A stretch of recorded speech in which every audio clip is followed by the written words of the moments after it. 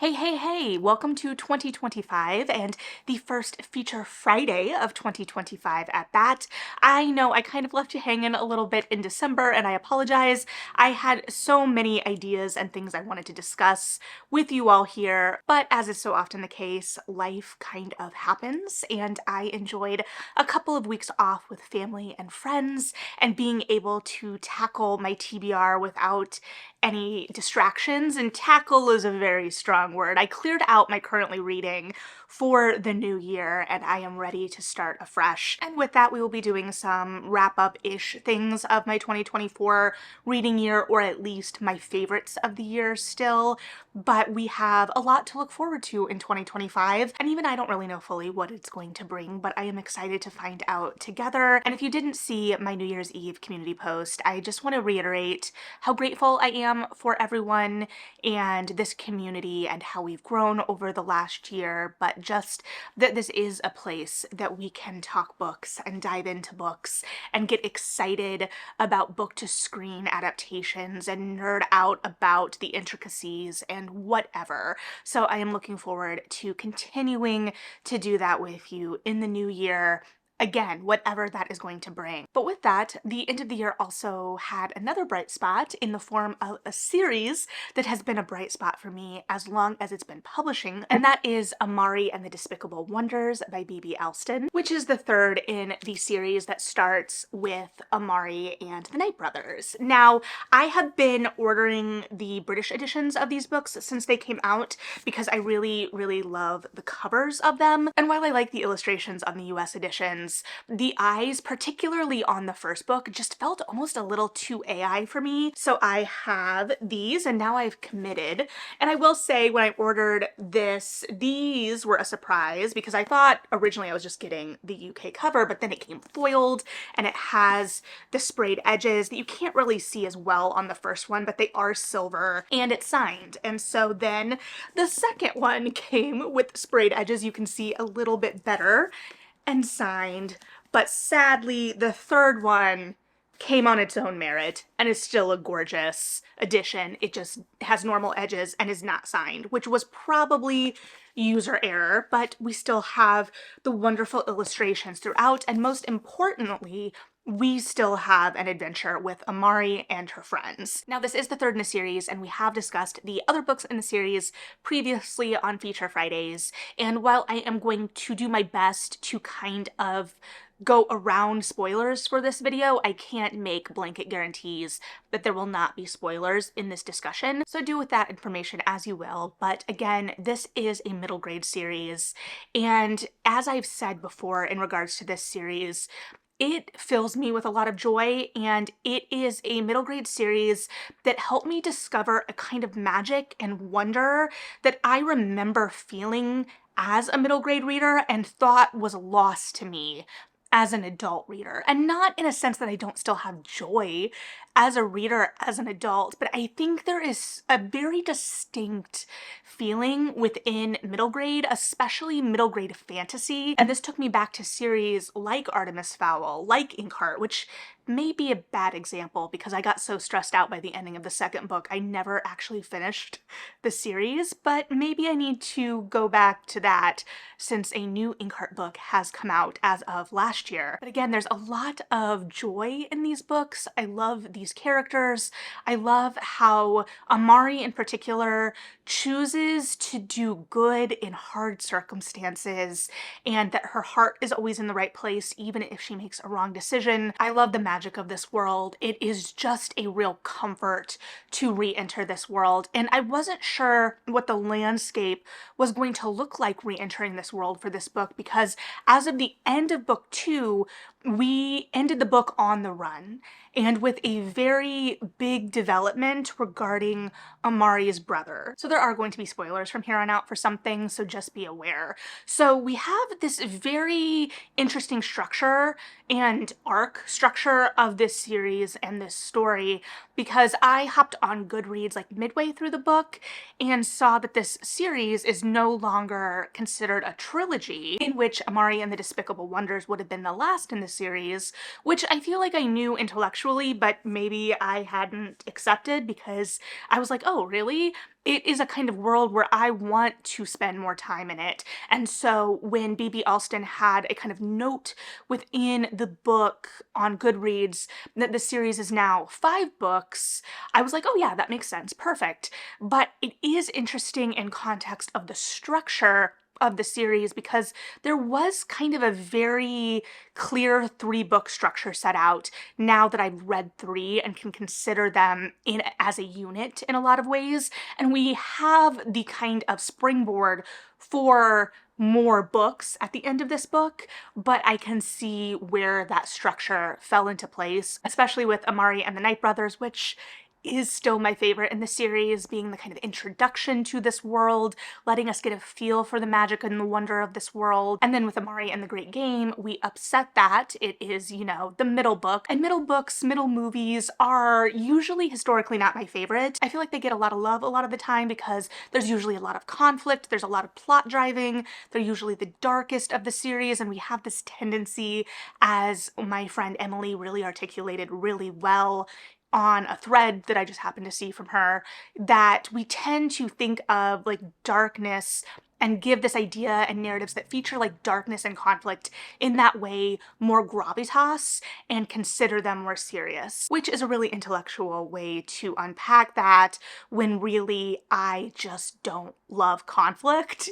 Even as I recognize that I love conflict narratively, I don't often, or low stakes or low conflict narratives really have to work harder to win me over because we need some of that drive. I'm just stressed out during the drive, especially because the conflict, if you remember or were around for the second book, involves mind control, which does come into play here. And I was very worried for how the world then was being set up. Also, apologies for whatever my voice sounds like. I am feeling a little wonky.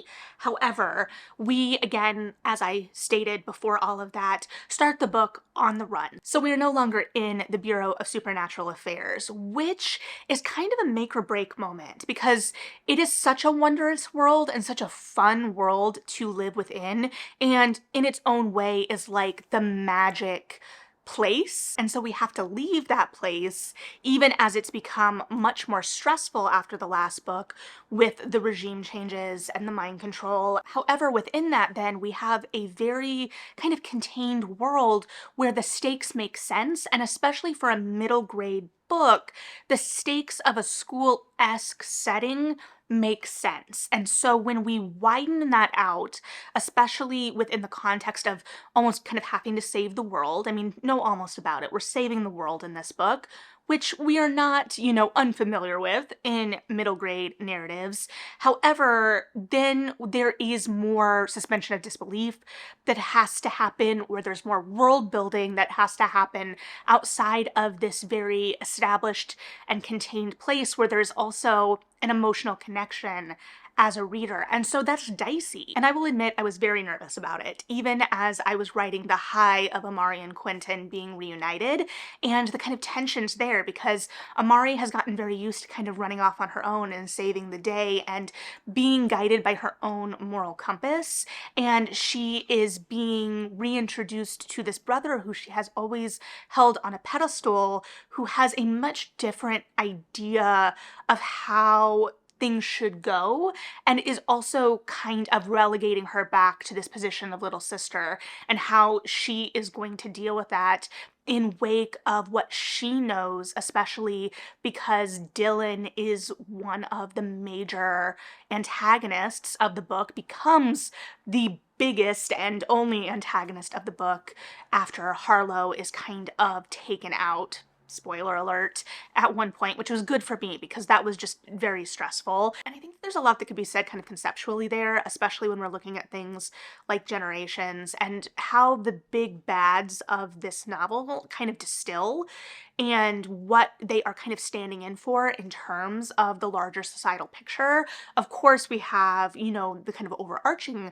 themes that come up again and again in these kinds of narratives, but we are facing that much more head on from a historical standpoint in the current moment, where it feels much more immediate, as well as we have these stand-ins, as well as a lot of what Dylan represents in particular, and me kind of playing with this idea, especially from a middle grade where we have this very young character doing these very evil things, whether this character can be rehabilitated and whether that's something narratively that would be satisfying, or even if that happens, what that would be saying, but also looking at Amari and how Amari has to function amidst all of this. And in some ways, Amari feels like she has to be perfect, and she makes mistakes clearly because that's part of what middle grade is about, but I feel like her missteps are always rooted in her goodness, which again does speak to her character, but I don't know that she's given the space to make the big mistakes, whether that be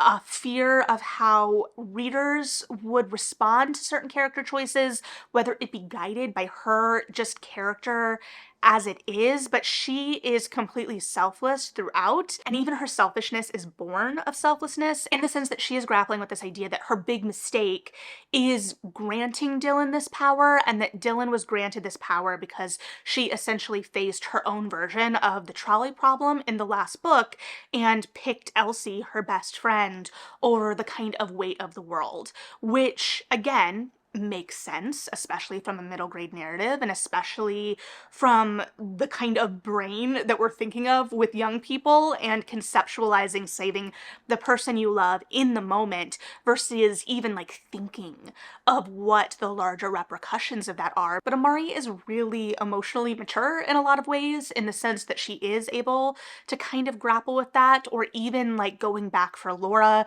a lot of the beginning of the book is focused on this idea that Amari is feeling incredible guilt for leaving her partner Laura Van Helsing behind and trying to get her to safety and get her back. And so we are on the run with this ragtag group. And if there's one thing I love, it's a ragtag group, especially because this group is so fun. We've got Amari, we've got Elsie, we have Jaden, and we eventually then have Laura back in the mix. But at the same time, I don't know that their characters always got to shine in this amidst the bigger world. And I may be kind of getting ahead of myself here because we were talking about the bigger world. As usual, I thought I was going to sit down and have nothing to say about this book, or at least anything articulate to say, because I just had a grand old time, and I want to be clear that I had a grand old time, and part of that was the way we got to explore the wider world. Alston has always been really good at sliding in literary references right down to the Van Helsing name. Here we got some cameos by Jekyll and Hyde, and so there were those little moments, and we spent a good portion of the beginning of the book in a haunted house where we met a ghoulish real housewife and her son, who eventually joined the crew on an official haunt. And so there was just this air of fun in discovering these places rather than feeling oppressive, or we had this sense of the oppressive. We knew that the big bad was lurking and that the systems were working against Amari and her crew, but we were able to take them out of the eye of the storm a little bit, or maybe put them into the eye of the storm a little bit, in the sense of that quiet, and we didn't have as much of that pressure and that stress of it. The stress is still there, the stakes are still there, but we're still allowed to enjoy the world and have fun with things, and things don't feel completely hopeless, especially as we have a character in Amari who is always striving to do good. Now, at the same time then, though, the stakes could feel a little watered down, especially as the entirety of the book revolves around the kind of gotta catch 'em all of collecting these despicable wonders, or finding these despicable wonders, which is a very bread and butter kind of conceit of a fantasy novel in this vein. However, I don't know what I wish exactly, because I liked the way we got to explore the world, even as I recognize the stakes of these Despicable wonders didn't feel as high as I think that they probably should have to kind of propel the narrative from a stakes point of view, which then dovetails back into the character development and characterizations, and whether it felt a little bit like some of these characters were kind of spinning their wheels in this book rather than kind of developing. For instance, Elsie has a huge breakthrough at the end of the second book that really sets her up for some huge growth in this book and stepping into her own and stepping into her power, which she does, but this kind of comes into play in relation to how it is best used. I don't want to say Deus Ex Machina because it's not really at the end of things, but as a plot contrivance, which I don't mind in and of itself because it's fun and I love seeing Elsie kind of save the day in these moments, but I don't really know how it's pushed her character forward at the end of the day. At the same time, Jaden, who we get to see really grow and come into his own in the second book, and I was so excited to revisit and see how he continues to kind of meld into this world in this book and see his power with animals, which we do get peeks of, but mostly it feels like he's just kind of along for the ride, and him and Amari are kind of getting bashful around each other because there is clearly a crush of Bruin on one or both ends, which I enjoy because it's cute and it's harmless and we love a couple that we can root for. But I wanted to see Jaden kind of get to step into his own more, especially because his world was kind of presumably rocked by the return of Quentin as well, because Jaden knew Quentin and had looked up to Quentin. And so watching how Quentin was responding to Amari and that shift, we didn't really get any of those revelations or insight into how Jaden was perceiving any of that I think would have been really interesting. Again, some of this may simply be because we really are seeing things from Amari's point of view, so there are limitations there, including in how some of the plot has to be handled with that. There was one moment where Amari got put under mind control and was told to forget something, and watching the way Alston maneuvered that within a first-person narrative, particularly a first-person present point of view, was fun. But again, Jaden's kind of big thing this book was being haunted, which again was a potential setup for some character development. Like, why did Peekaboo latch on to Jaden? What was the connection there? How has that changed Jaden? How has he continued to grow amidst that? How does he feel about it? A little more in depth. I mean, I'm not his psychologist. However, it again felt like a really fun plot beat, but at the end of the day, a plot beat that ended up being very convenient in a lot of instances later in the book, which, yeah, let's use the tools at our disposal, but let's also, I want to see a little bit more character development there as well. Again, because the characters in this series have been so intriguing and so deep, really, considering. I mean, after all, we got the Laura Van Helsing redemption arc.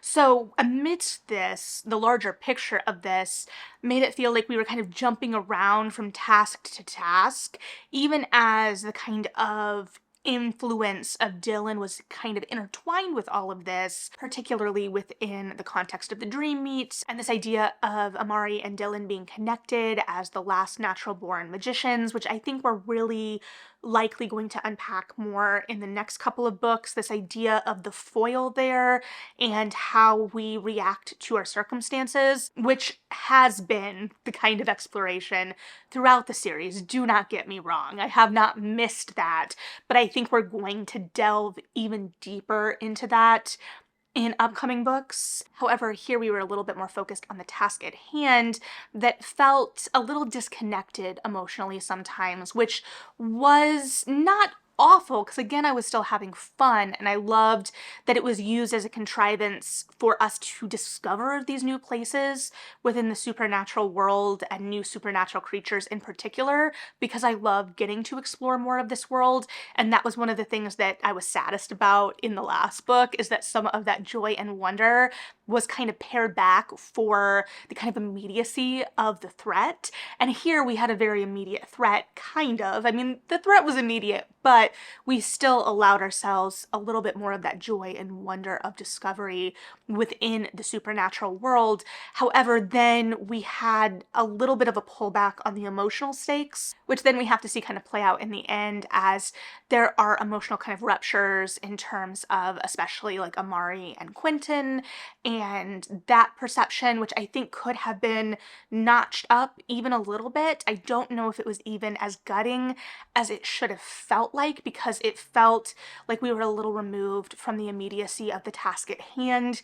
And then there was a big kind of moment at the end of the book, and I don't really know how to talk about it without spoiling something or alluding to something that you could kind of piece the puzzle together in some way, and even this is probably too much, but I mentioned Inkheart earlier, and there may have been some parallels in this book to the ending of the second book in that series that made me kind of take a step back because I had some feelings about it. However, and again, this could just be age, I felt like my feelings here were a little bit more muted than they could have been. I still had some feelings about it.